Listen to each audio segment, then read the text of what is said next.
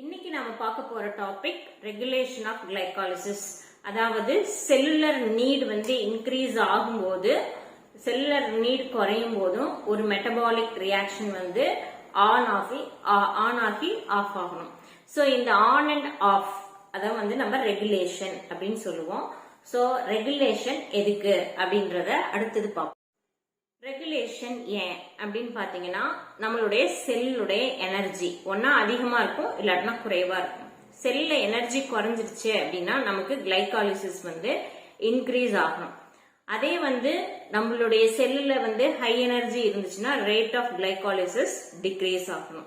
So நம்ம சாப்பாடு எடுத்துட்டோடனே first glucose enters our blood, then reaches the செல்.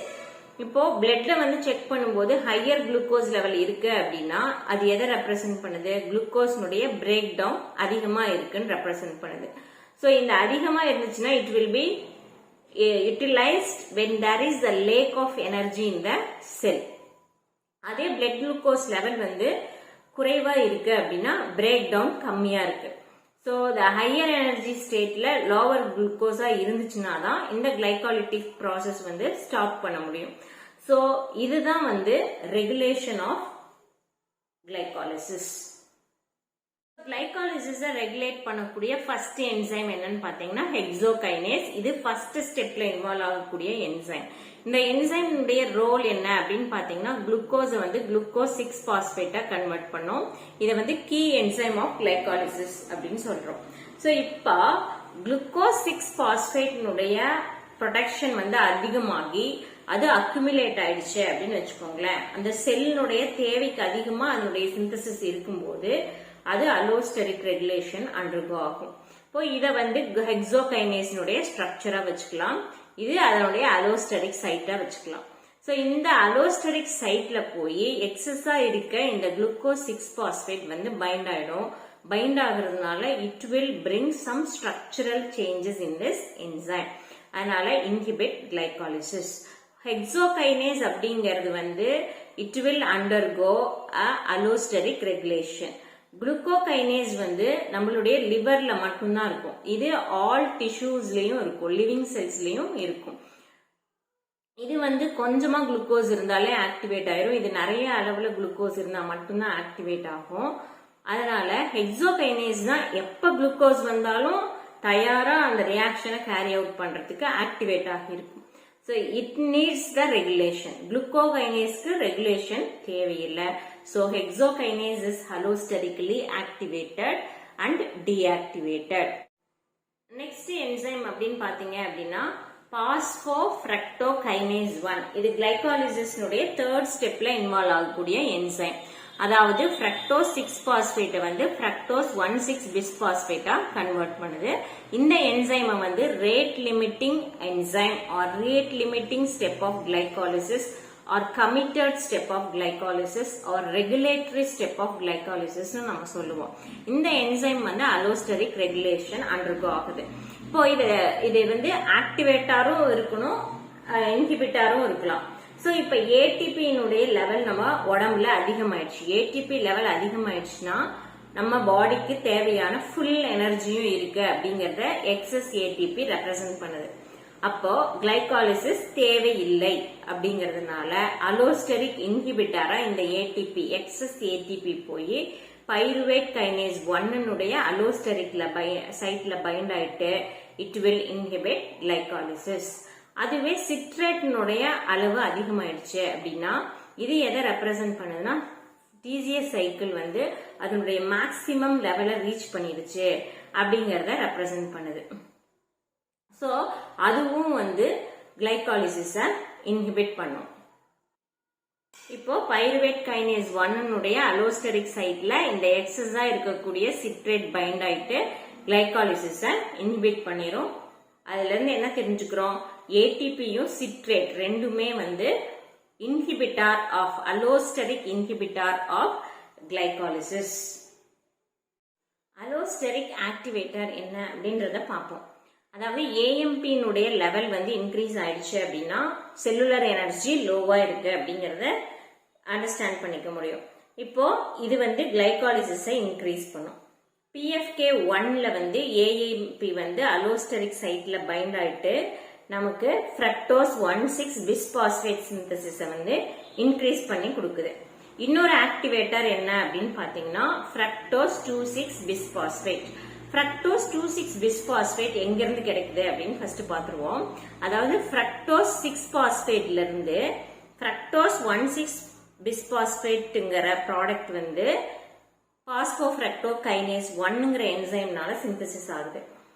அதுவே இதே ஃப்ரக்டோஸ் 6 பாஸ்பேட் வந்து இன்னொரு ப்ராடக்டையும் ஃபார்ம் பண்ணும். அது என்னன்னு பாத்தீங்க அப்படின்னா fructose 2,6 bisphosphate.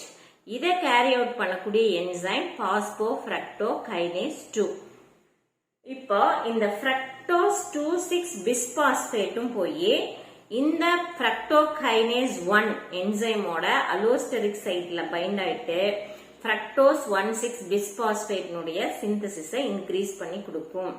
AMP and fructose 2,6 bisphosphate ரெண்டுமே அலோஸ்டரிக்கலா பைண்ட் ஆகி promote the synthesis of fructose 1,6 bisphosphate.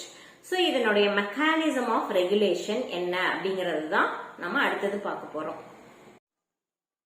Mechanism of regulation of fructose 2,6 bisphosphate. 2,6 bisphosphate. அதாவது 2,6 பிஸ்பாஸ்பேட்டை சிந்தசிஸ் பண்ண என்சைம் என்னன்னு நம்ம ஆல்ரெடி சொன்னோம்னா பாஸ்போஃப்ரக்டோகைனேஸ் 2. இது வந்து ஃப்ரக்டோஸ் 6 பாஸ்பேட்டோட ரியாக்ட் பண்ணி ஃப்ரக்டோஸ் 2,6 பிஸ்பாஸ்பேட்டை ஃபார்ம் பண்ணுச்சுன்னு சொன்னோம். இதுதான் வந்து PFK1ஓட அலோஸ்டரிக்ல பைண்ட் ஆகி கிளைகோலிசிஸை ப்ரமோட் பண்ணிடுச்சுன்னு சொல்லிட்டோம். ஆனா கிளைகாலிசிஸ் நடக்க வேண்டாம் அப்படிங்கிற பட்சத்துல இந்த ஃப்ரக்டோஸ் 2,6 பாஸ்பேட் தான் அலோஸ்டரிக் இன்ஹிபிட்டாரும் ஆக்ட் பண்ணுது. அது எப்படி அப்படின்னு பாத்தீங்கன்னா ஃப்ரக்டோஸ் பிஸ்பாஸ்பேட்டேஸ் 2 அப்படிங்கிற என்சைம் வந்து இந்த செகண்ட் பொசிஷன்ல இருக்கக்கூடிய பாஸ்பேட்டை டீபாஸ்பாரிலேட் பண்ணி அகைன் ஃப்ரக்டோஸ் 6 பாஸ்பேட்டா கன்வெர்ட் பண்ணிடும். ஸோ இது வந்து சேம் என்சைம்ல வந்து ஒரே ரியாக்ஷன் கேரி அவுட் பண்றதுனால இத பைஃபங்க்ஷனல் என்சைம்னு சொல்லுவோம். அதாவது ஒரே பாலிபெப்டைட் செயின் தான், அதுல சில சீக்வன்ஸ் வந்து இந்த என்சைம் ஆக்ஷனை கேரி அவுட் பண்ணும், சில சீக்வன்ஸ் வந்து இந்த என்சைம் ஆக்ஷனை கேரி அவுட் பண்ணும். But it is a same enzyme தான். ஸோ இது வந்து ஹார்மோனல் ரெகுலேஷனுக்கு மெயினா ஹெல்ப்ஃபுல்லா இருக்கு. ஸோ இதனுடைய டீடைல் எக்ஸ்பிளனேஷன் இங்க கொடுத்திருந்தாலும் ஷார்ட்டா இதை நான் இங்க கொடுத்திருக்கேன். இப்போ குளுக்கோகானுடைய லெவல் இன்க்ரீஸ் ஆகுது அப்படின்னு வச்சுக்கோங்களேன். நம்ம பாஸ்போஃப்ரக்டோகைனேஸ் 2 வந்து பாஸ்பாரிலேட் ஆகும். ஃப்ரக்டோஸ் 2,6 பிஸ்பாஸ்பேட் ஃபார்மேஷன், அதாவது இது பாஸ்பாரிலேட் ஆயிடுச்சுன்னா இது நார்மல் கண்டிஷன்ல இல்ல. அப்ப இது கொடுக்கக்கூடிய ப்ராடக்டினுடைய ஃபார்மேஷன் ஃப்ரக்டோஸ் 2,6 பிஸ்பாஸ்பேட்டினுடைய லெவலும் டிக்ரீஸ் ஆயிடுது. இப்போ வந்து பாத்தீங்க அப்படின்னா ஃப்ரக்டோஸ் பிஸ்பாஸ்பேட்டேஸ் 2னுடைய ஆக்ஷன் வந்து இன்க்ரீஸ் ஆகிடும், ரேட் ஆஃப் கிளைகாலிசிஸும் டிக்ரீஸ் ஆயிடுது. ஏன்னா நமக்கு இந்த PFK2 வந்து பாஸ்பாரிலேட் ஆனதுனால ரேட் ஆஃப் கிளைகாலிசிஸ் டிக்ரீசஸ். இப்போ இன்சுலினுடைய லெவல் இன்க்ரீஸ் ஆயிடுச்சுன்னு வச்சுக்கோங்களேன், PFK2 வந்து பாஸ்பாரிலேட் ஆகியிருக்காது. அப்ப ஆட்டோமேட்டிக்கா அதனுடைய ப்ராடக்ட் வந்து இன்க்ரீஸ் ஆயிடும். Fructose 2,6 bisphosphate formation increases. இந்த சமயத்துல ஃப்ரக்டோஸ் பிஸ்பாஸ்பேட்டேஸ் 2னுடைய ஆக்ஷன் வந்து குறைஞ்சிடுது, ரேட் ஆஃப் கிளைகாலிசிஸ் இன்க்ரீஸ் ஆகுது.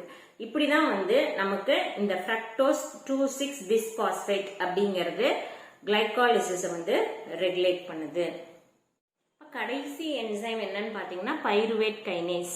பாஸ்போஈனால் பைருவேட் வந்து பைருவேட்டா கன்வெர்ட் பண்ணக்கூடிய என்சைம் பைருவேட் கைனேஸ். இதுவும் இர்ரிவர்சிபிள் ஸ்டெப். இந்த என்சைமும் அலோஸ்டரிக் ரெகுலேஷன் அண்டர்கோ ஆகும்.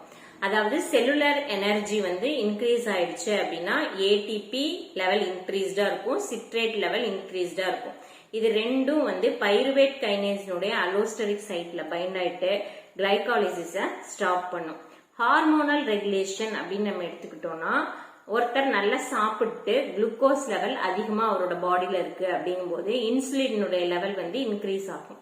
இது வந்து என்ன பண்ணும்னா குளுக்கோகைனேஸ், பாஸ்போஃப்ரக்டோகைனேஸ் 1 அண்ட் பைருவேட் கைனேஸ், அதாவது ரெகுலேட்டரி என்சைம்ஸ் ஸ்டெப்ல இருக்கக்கூடிய என்சைம்னுடைய லெவலை வந்து இன்க்ரீஸ்டா சிந்தசிஸ் பண்ண வைக்கும். அதுவே ஒருத்தர் ஃபாஸ்டிங் ஸ்டேட்ல இருக்காரு அப்படின்னா குளுக்கோஸ்னுடைய லெவல் வந்து கம்மியா இருக்கும் அவங்க உடம்புல. அப்ப ஆட்டோமேட்டிக்கா குளுக்கோகான் ஹார்மோன் லெவல் வந்து இன்க்ரீஸ் ஆயிடும். ஏன்னா குளுக்கோஸ்னுடைய லெவல் வந்து குறைவா இருக்கிறதுனால குளுக்கோஸ் பிரேக் டவுனை வந்து பிரிவென்ட் பண்ணணும். ஸோ கிளைகாலிசிஸ் வந்து increase in the blood glucose level. இந்த சமயத்துல குளுக்கோகைனேஸ், பாஸ்போஃப்ரக்டோகைனேஸ் 1, பைருவேட் கைனேஸ் அப்படிங்கிற எல்லா என்சைம்னுடைய சிந்தசிஸும் ரெடியூஸ் ஆயிடும். This is the regulation of glycolysis.